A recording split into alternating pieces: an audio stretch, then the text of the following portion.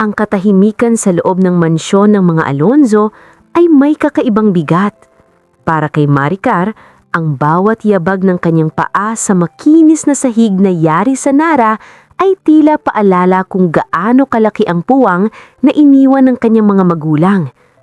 Sa edad na 21, siya ang reyna ng 7 malalawak na hasyenda, ngunit sa loob ng dambuhalang bahay na iyon, pakiramdam niya ay isa lamang siyang ligaw na kaluluwa.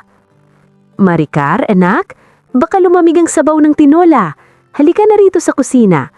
Malambing na tawag ni Manang Sonia. Si Manang Sonia ang pinsan ng kanyang yumaong ina na si Elena. Hindi ito nag-asawa at inilaan ang buong buhay sa pag-aalaga kay Maricar. Kasama ang matapat na hardinerong si Mang Greg, sila ang nagsilbing bakod ni Maricar laban sa malupit na mundo. Habang kumakain, napatingin si Maricar sa bakanting upuan sa kabisera. Manang, naalala niyo pa ba noong buhay pa si Papa? Palaging puno ng tao ang lamesang ito. Ngayon, parang ang laki-laki ng bahay para sa ating 3. Anak, ganyan talaga ang buhay. Pero huwag kang mag-alala. Darating ang panahon na mapupuno rin ang bahay na ito ng ingay ng sarili mong pamilya. Sagot ni Manang Sonia habang hinahaplos ang kamay ng dalaga. Ngunit ang pangarap na pamilya ay hindi nahanap ni Maricar sa loob ng kanilang mansyon. Nahanap niya ito sa isang maliit, simple, ngunit masayang tahanan ni na Tita Sylvia. Nagsimula ang lahat nung high school si Maricar. Dahil ulila at madalas mapag-isa sa school, napansin siya ni Sylvia, ang ina ni Alvin. Si Sylvia ay larawan ng isang mapagmahal na ginang. Laging may dalang baon, laging handang makinig, at laging may matatamis na salita. Maricar, iha, heto ang biko. Tikman mo, luto ko yan para sa inyo ni Alvin. Sabi ni Sylvia isang hapon. Doon ipinakilala ni Sylvia ang kanyang nag-iisang anak. Si Alvin ay 2 taon ang tanda kay Maricar.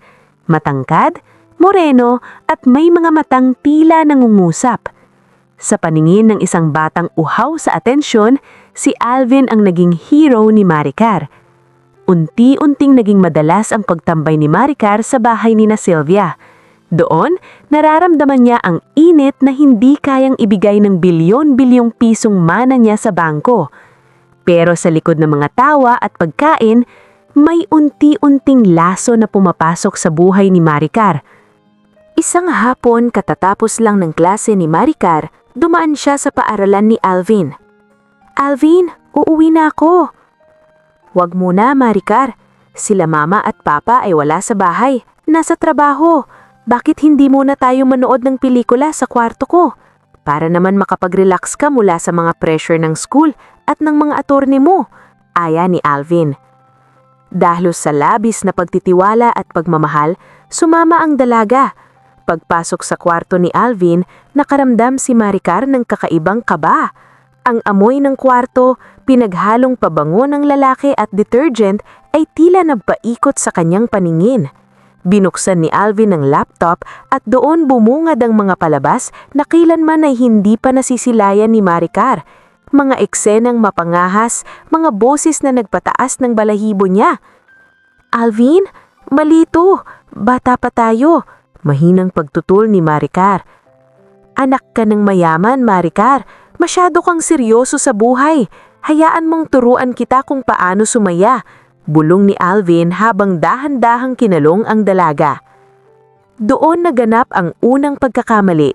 Isang karanasang puno ng dugo, sakit, ngunit may kasamang tamis na nagpadama kay Maricar na pag-aari na siya ni Alvin. Mula noon, naging bihasa si Maricar sa mga bagay na itinuro ni Alvin. Naging routine nila ang paggawa ng milagro sa tuwing wala ang mga magulang nito. Para kay Maricar, ang bawat haplos ni Alvin ay katumbas ng seguridad na hindi siya iiwan nito. Ngunit habang lumilipas ang panahon, ang sweet na Alvin ay nagsimulang magbago. Isang gabi, sa isang school event para sa graduation ni Alvin, hinanap siya ni Maricar. May bitbit siyang regalo, isang mamahaling relo. Ngunit sa likod ng gusali, malapit sa CR ng mga babae, gumuho ang mundo ni Maricar. Nakita niya si Alvin nakasandal sa pader habang matindi ang pakikipaghalikan sa isang babaeng kaklase nito. Ang mga kamay ni Alvin na dati ay sa kanya lang, ngayon ay nasa katawan na ng iba. Nabitawan ni Maricar ang regalo. Tumakbo siya palayo habang humahagulgol. Ang sakit ay parang tinik na bumaon sa kanyang dibdib. Bakit? Akala ko ba ako lang? Nang gabing iyon, hindi si Alvin ang sumuyo sa kanya, kundi si Tita Sylvia. Pumunta ang ginang sa mansyon ni Maricar, umiiyak din at tila pasan ng daigdig. Maricar anak, patawarin mo si Alvin. Lalaki lang niya na natukso. Pero alam mo ba kung anong sinabi niya sa akin? Sabi niya, ikaw lang ang babaeng pakakasalan niya at nagigilty ngayon si Alvin. Pagsisinungaling ni Sylvia. Huwag mong hayaang masira ang pamilyang binuo natin dahil lang sa isang pagkakamali. Ikaw lang ang gusto kong maging manugang, Maricar. Ikaw lang ang pamilya namin. Dahil sa takot na muling maging ulila, hindi sa pera kundi sa pagmamahal, pinatawad ni Maricar si Alvin. Hindi niya alam ang bawat patak ng kanyang luha ay pilak sa mata ni Sylvia. Ang bawat oo niya ay susi para sa mga hasyenda na unti-unti nang pinagpaplanuhan ng mag-ina. Habang si Maricar ay nakatingin sa salamin, pinupunasan ng kanyang luha, hindi niya napapansin ang madiing tingin ni Mang Greg mula sa hardin. Ang matanda ay tila may gustong sabihin, ngunit nanatiling tikom ang bibig. Nagsimula na ang laro, isang laro kung saan si Maricar ang taya at ang pamilya ni Alvin ang mananalo. O iyon ang akala nila. Lumipas ang mga taon na tila isang mabilis na agos ng tubig. Si Maricar ay nasa huling taon na sa kolehiyo sa kursong Business Management, habang si Alvin naman ay ganap na ring nakapagtapos bilang isang inhinyero. Sa kabila ng mga paulit-ulit na sakit ng loob at mga hinala ng pagtataksil, nanatiling nakakapit si Maricar sa bisig ni Alvin. Para sa kanya, ang pamilya ni Alvin ang kanyang angkor o angkla niya sa mundong puno ng kalungkutan. Isang umaga, ipinatawag si Maricar ng kanilang family attorney na si Attorney Eddie. Sa opisina nito, nakalatag ang mga dokumentong magpapabago sa kanyang buhay. Maricar, iha, panimula ni Attorney Eddie na may bakas ng seryosong tono. Ayon sa huling testamento ng iyong ama, sa oras na pumasok ka sa iyong huling taon sa kolehiyo, maaari mo nang galawin ang iyong trust fund. Ito ay nagkakahalagang bilyong-bilyong piso, bukod pa sa kita ng 7 hasyenda na kasalukuyang pinapatakbo ng aking unang na anak na si Gabriel. Nanlaki ang mga mata ni Maricar. Alam niyang mayaman sila, pero ang makita ang napakaraming zero sa kanyang bank account ay nagbigay sa kanya ng kakaibang kaba. Ngulit sa halip na isipin ang sariling luho, ang unang pumasok sa isip niya ay ang pamilya ni Alvin. Noong hapong iyon, nagtungo si Maricar sa maliit na bahay ni na Alvin. Nadatnan niya si Tita Sylvia na naglalaba, pawis na pawis at tila hirap na hirap. Naku Maricar, nandito ka pala! Bungad ni Sylvia na agad nagpunas ng kamay. Pasensya ka na sa itsura ko. Ang hirap talaga kapag tumatanda na. Tapos itong si Alvin, nahihirapan mag-commute papunta sa site niya. Minsan hating gabi na nakakauwi. Pagod na pagod. Sabi ko nga sa kanya, sana ay makabili kami kahit lumang sasakyan. Kaso kulang na kulang ang kinikita ng papa niya. Kumurot ang puso ni Maricar. Huwag na po kayong mag-alala tita. May sorpresa po ako kay Alvin. Kinabukasan, isinama ni Maricar si Alvin sa isang car dealership. Walang kaalam-alamang binata hanggang sa tumigil sila sa tapat ng isang kulay itim at makintab na Hilux Conquest. Para sa iyo yan Alvin, nakangiting sabi ni Maricar habang iniabot ang susi. Ayokong nahihirapan ka sa pagpasok sa trabaho. Gamitin mo yan para sa karir mo bilang engineer. Halos mapunit ang mukha ni Alvin sa ngiti. Niyakap niya ng mahigpit si Maricar. Salamat mahal. Hulog ka talaga ng langit sa akin. Pangako, pagbubutihin ko ang trabaho ko para sa ating kinabukasan. Nang iuwi nila ang sasakyan, halos maglupasay sa tuwa si Tita Sylvia. Hinalikan niya si Maricar sa pisngi ng paulit-ulit. Sabi ko nga ba, ikaw ang swerte sa buhay namin. Napakabuti mong bata. Ngunit sa likod ng mga pasasalamat, nagsimula ang isang madilim na siklo. Dahil may sarili ng sasakyan si Alvin, mas naging madali para sa kanya ang malate ng uwi. Ang Hilux na regalo ni Maricar ang naging silid ng kanyang mga panibagong pagtataksil. Isang gabi, habang abala si Maricar sa kanyang thesis, napansin niya ang isang post sa social media. Isang story ng isang babaeng nagngangalang Shayna, isang kakilala ni Alvin sa trabaho. Sa video, kitang-kita ang loob ng isang sasakyan na pamilyar kay Maricar, ang leather seats, ang dashboard camera at ang keychain na siya mismo ang bumili. At sa gilid, ang kamay ni Alvin na nakahawak sa hita ng babae. Nanginig ang mga kamay ni Maricar. Tinawagan niya si Alvin pero hindi ito sumasagot. Tinawagan niya si Tita Sylvia. "Tita, nasaan po si Alvin? May nakita po ako sa internet." Maricar anak, huwag kang maniniwala sa mga nakikita mo. Kasama ko si Alvin dito sa bahay. Natutulog na sa sobrang pagod sa site. Baka edited lang yan ng mga naiinggit sa inyo. Mabilis na sagot ni Sylvia. Ang boses nito ay kalmado, ngunit puno ng manipulasyon. Pinilit ni Maricar na maniwala. "Siguro nga, pagod lang ako," bulong niya sa sarili.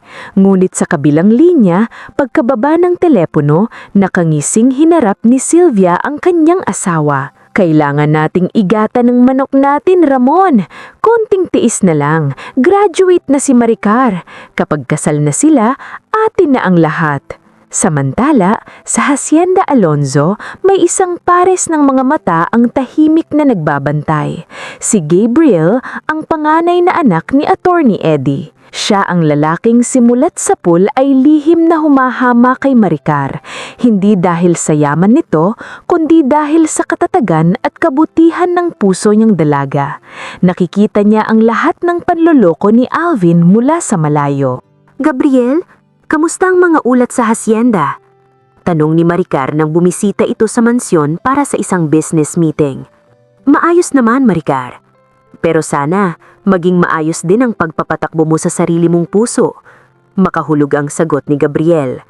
Tumingin siya ng diretso sa mga mata ni Maricar. "Huwag mong hayaang maubos ka ng mga taong ang tingin sa iyo ay bangko at hindi isang tao." Hindi naintindihan ni Maricar ang ibig sabihin ni Gabriel noon. Hanggang sa isang gabi, habang nag-aayos siya ng gamit, nakaramdam siya ng matinding hilo at pagsusuka. Ang kanyang hinala ay napatunayan ng 2 pulang guhit sa isang pregnancy test kit. Buntis siya. Tumakbo siya kina Alvin para ibalita ang magandang balita. Ngunit sa halip na tuwa, ang unang reaksyon ni Alvin ay pagkagulat at inis. "Buntis? Ngayon pa? Maricar, kasi simula ko pa lang sa karir ko." "Pero Alvin, hindi ba ito ang gusto natin?" Mangiyak-ngiyak na sabi ni Maricar. Biglang pumasok si Tita Sylvia at niyakap si Maricar. "Huwag kang makinig sa kanya, anak. Masayang balita ito. Ikakasal na kayo agad. Ngayong buwan na." Sa likod ng yakap na iyon, nagkatiginan ng mag-ina. Para kay Sylvia, ang sanggol sa sinapupunan ni Maricar ang ultimate insurance para tuluyang mapa sa kamay nila ang bilyong-bilyong halaga ng mga lupain at pera. Hindi alam ni Maricar, ang kasalang pinaplano nila ay hindi isang happily ever after, kundi isang seremonya ng unti-unting pag-ubos sa kanyang pagkatao. Pero ang hindi alam ni na Alvin, ang simpleng si Maricar ay unti-unti nang nagigising sa katotohanan. Ang balita ng pagbubuntis ni Maricar ang naging mitya para sa isang mabilisang pagpaplano ng kasal. Sa loob ng mansyon, tila naging isang kuta ng mga sundalo ang sala dahil sa dami ng mga wedding coordinator, florist at designer na labas-masok. Ngulit sa gitna ng lahat ng ito, hindi si Maricar ang nagpapasya, si Tita Sylvia ang kumokontrol sa lahat. "Anak, Maricar, kailangan natin ng pinakamahal na catering.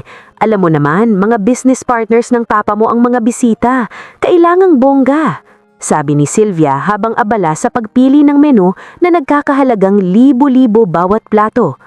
Tuwing may babayaran, mabilis na iniaabot ni Maricar ang kanyang checkbook. Wala sa pera ang isip niya, kundi sa bata sa kanyang sinapupunan. Ngunit napapansin niya, sa tuwing wala siya sa harap ng kanyang biyenan, nagbabago ang ihip ng hangin. Isang hapon, habang nagpapahinga si Maricar sa garden, narinig niya ang boses ni na Alvin at Sylvia sa veranda. "Ma, kailangan ko ng dagdag na budget. Gusto ni Shayna ng bagong kondo. Nagwawala na siya dahil ikakasal na ako," bulong ni Alvin na halatang nagtitimpi. "Tumahimik ka, Alvin. Konting tiis na lang. Kapag kasal na kayo at naisali na ang pamamahala ng mga hasyenda sa iyo bilang asawa, kahit 10 kondo pa ang bilhin mo para sa babaeng yan, walang pakialam si Maricar.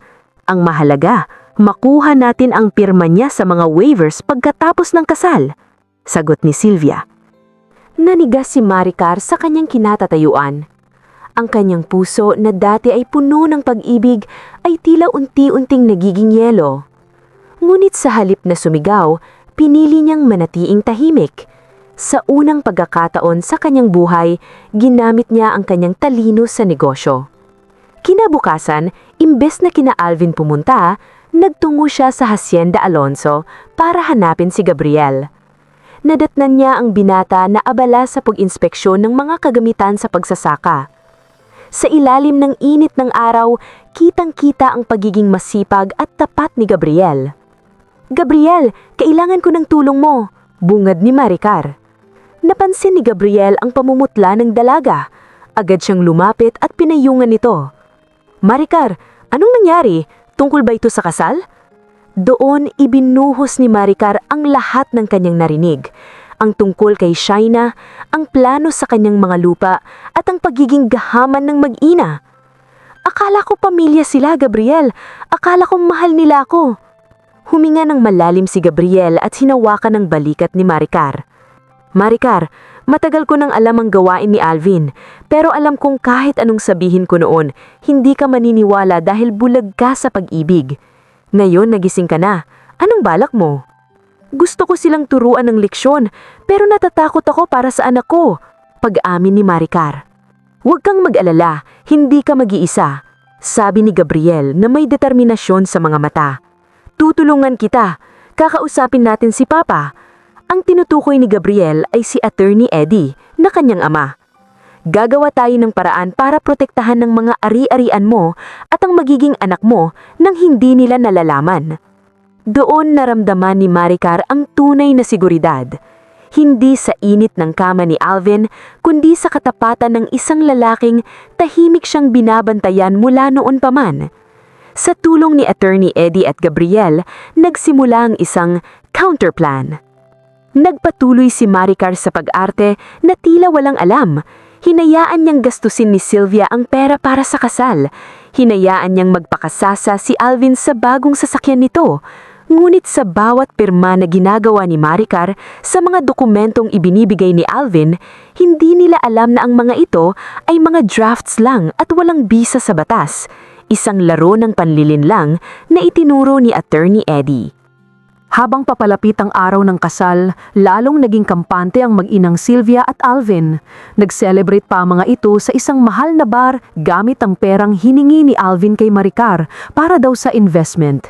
Hindi nila alam ang bawat galaw nila, ang bawat transaksyon at ang bawat pagkikita ni Alvin at ng babae nitong si Shayna ay dokumentado na ni Gabriel. Ang bitag ay nakahanda na. Ang entablado ay ang simbahan kung saan inaakala ni na Alvin na magsisimula ang kanilang pagiging mga donya at don. Sumapit ang araw na inaabangan ng buong bayan, ang kasal ni na Maricar Alonso at Alvin Lopez. Ang simbahan ay napuno ng pinakamamahaling tao sa probinsya, mula sa mga opisyal ng gobyerno hanggang sa mga kasosyo sa negosyo ng yumaong Don Rafael. Lahat ay naroon para saksi sa pag-iisang dibdib ng prinsesa ng hacienda.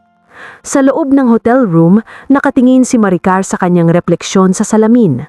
Suot niya ang isang napakagandang wedding gown na tila gawa sa mga ulap at kristal. Ngunit sa likod ng kanyang belo, ang kanyang mga mata ay hindi kakikitaan ng kaba ng isang bride. "Anak, napakaganda mo," wika ni Manang Sonia na hindi mapigilan ng pag-iyak.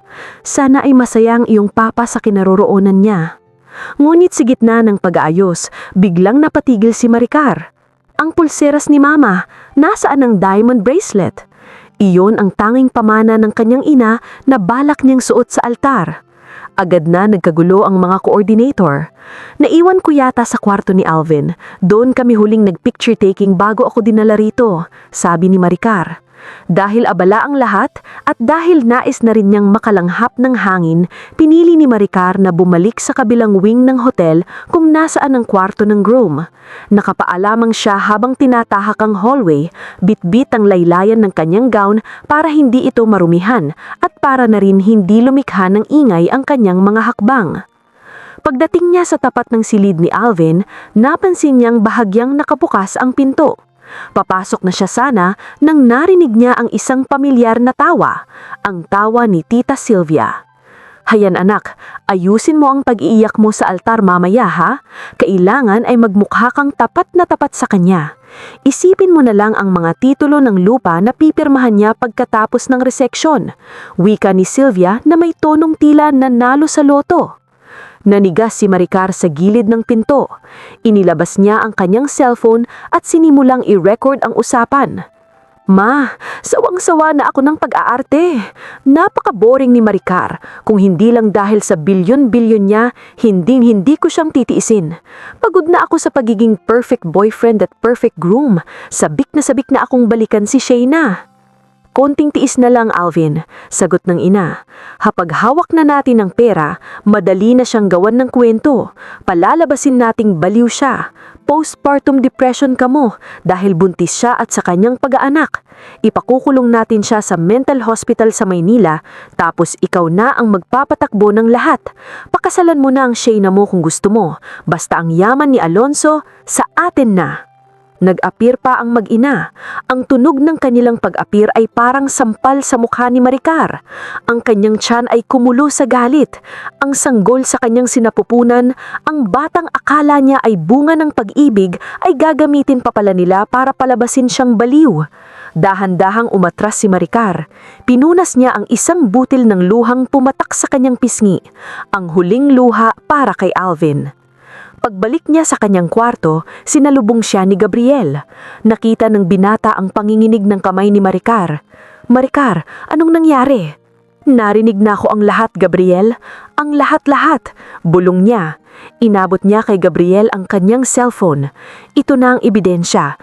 Ibigay mo ito sa sound system operator sa simbahan. Siguraduhin mong maririnig ng bawat tao sa loob ang katotohanan. Handa ka na ba? Tanong ni Gabriel na may pag-alala. Higit pa sa handa, sagot ni Maricar. Tapos na ang pagiging biktima. Ngayon, ako naman ang magiging judge at executioner. Dumating ang oras ng seremonya. Habang naglalakad si Maricar sa aisle, ang lahat ay nakatingin sa kanya ng may paghanga. Si Alvin ay nasa altar, nagpapahid pa ng peking luha, habang si Sylvia ay nasa unahan, todo ang ngiti sa mga bisita. Pagdating sa harap, hinalikan ni Alvin ang kamay ni Maricar. Ang ganda mo, mahal ko. Sa wakas, magiging akin ka na. Oo, Alvin, magiging akin na rin ang katarungan. Bulong ni Maricar na hindi narinig ng binata. Nang dumating ang oras ng wedding vows, imbis na basahin ang kanyang inihandang sulat, kinuha ni Maricar ang mikropono mula sa pari. Humarap siya sa mga bisita. Ang kanyang boses ay matatag at hindi nanginginig. Bago tayo magpatuloy sa sumpaang ito, may gusto lang akong iparinig sa inyong lahat. Isang sorpresa mula sa mapapangasawa ko at sa kanyang butihing ina. Wika ni Maricar. Naguluhan ang mga tao. Si Alvin ay napalunok, habang si Sylvia ay biglang kinabahan. Nag-signal si Maricar kay Gabriel na nasa likuran. Biglang umalingaw-ngaw sa buong paligid ng simbahan ang boses ni na Alvin at Sylvia mula sa recordings. Kung hindi lang dahil sa bilyong-bilyon niya, hinding-hindi ko siya titiisin. Palalabasin nating baliw siya. Ipakukulong natin siya sa mental hospital. Ang katahimikan sa simbahan ay naging nakakangilong ingay ng bulungan. Ang mukha ni Alvin ay naging kasing puti ng papel. Si Sylvia naman ay halos hindi makahinga, habang ang ama ni Alvin na walang kaalam-alam sa plano ay napaupo sa hiya. Humarap si Maricar kay Alvin. "Gusto mo ng yaman ko, Alvin? Hayan!" Itinapon niya ang wedding bouquet sa mukha nito. "Hayan lang ang makukuha mo, dahil ang lahat ng pinirmahan ko noong mga nakaraang linggo, lahat yon ay walang bisa. Wala kayong makukuha kahit isang singkong duling." "Maricar, magpaliwanag kami, edited yan!" Sigaw ni Alvin, desperadong lumapit sa kanya.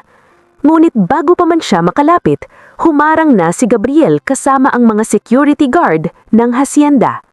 "Huwag mong dudurutan ng mag-ina ko," mariing sabi ni Gabriel na ikinagulat ni Maricar. "Pulis, dakpin ang mga estapador na ito," sigaw ni Attorney Eddie mula sa unahan. Ang simbahan na dati ay puno ng pag-ibig ay naging mitsa ng pinakamalaking iskandalo sa kasaysayan ng probinsya.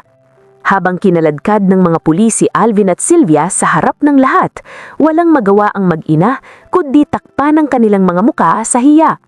Ang mga bisitang dati ay bumabati sa kanila ay ngayon ay puno ng pangunotya at pandidiri. "Maricar, hindi pa tayo takos. Akin ang batang dinadala mo," sigaw ni Alvin habang isinasakay sa patrol car.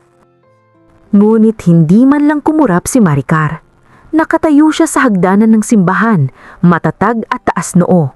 "Ang batang ito ay hinding-hindi makikilalang isang amang gaya mo, Alvin.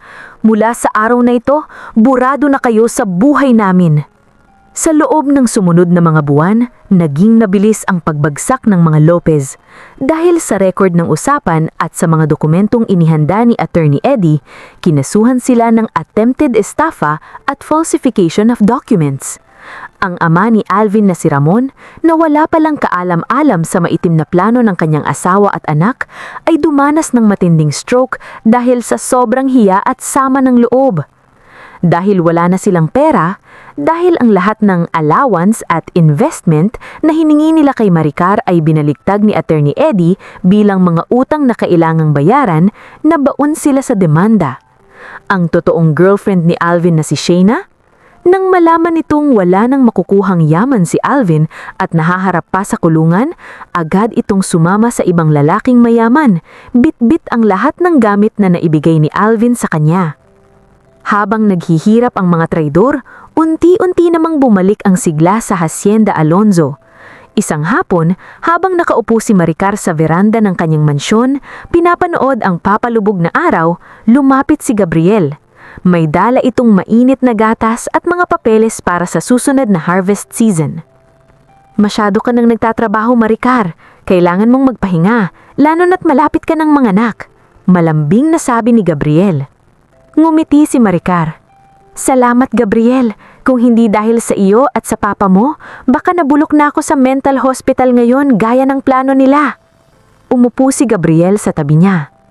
"Simula bata pa tayo, Maricar, palagi kitang pinapanood mula sa malayo. Nakita ko kung paano ka magluksa, kung paano ka magtiwala, at kung paano ka saktan. Hindi ko ginawa ito para sa pera mo.